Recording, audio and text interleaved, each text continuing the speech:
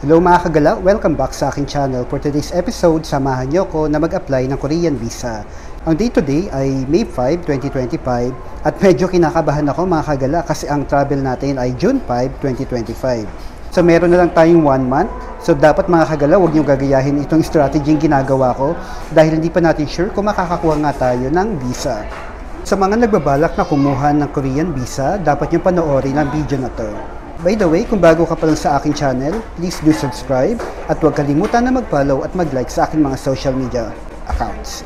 Ano nga ba yung mga requirements na dapat nating i-ready? Unang-una, dapat meron tayong passport. At yung passport natin ay dapat valid ng 6 months. Second, kailangan natin mag-download ng application. Dito natin ilalagay yung mga information na kailangan ng embassy. Third, dapat meron tayong photo. At yung photo ay dapat latest. Number 4, nag-request din ako ng birth certificate. Na-request ko ito online. So number 5, dapat din tayo mag-request ng bank certificate. At ito yung mga details na kailangan. Account name, dapat nagre-reflect din ng account number, account type, account opening date, average daily balance for 6 months. So number 6, dapat din tayo humingi ng bank statement. In addition, number 7, kailangan din natin ng certificate of employment na nagre-reflect itong mga detalye na to. Applicant's position, kung kailan ka na-hired, kailangan nakalagay din ang iyong compensation, company name, office address, HR landline, email address, at latest ITR. Aside from that, nagdagdag din ako ng hotel booking confirmation at plane ticket. So tingin ko makakatulong ito sa ating pag-a-apply ng Korean visa. So yan mga kagala, yung mga requirements sa pag-a-apply ng visa.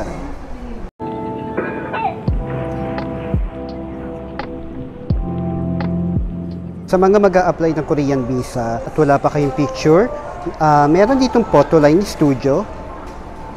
So yan, dyan tayo nagpa-picture para i-attach ating application. Yung area na to ay located dito sa SM Mega Mall. So ito yung photo line at kukunin na natin yung picture.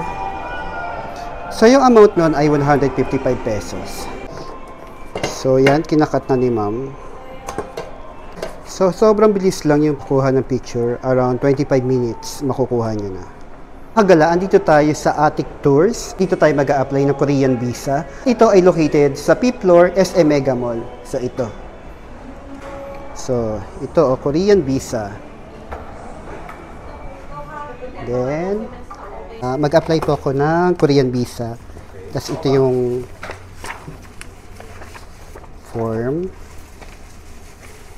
Birth certificate, bank statement, COE and form 2316.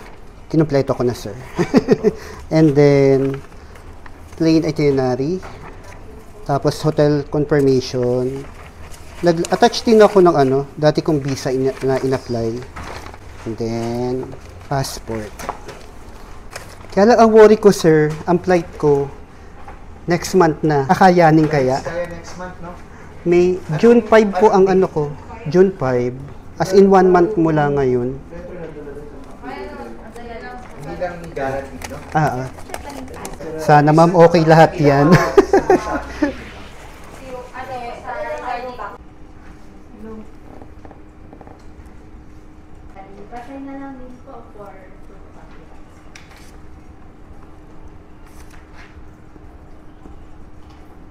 Pick up ma'am dito din po, tama? Yes. Thank you. So mga kagala, ang total na binayaran natin ay 1,888. So hintayin na lang natin kung ano magiging result ng application.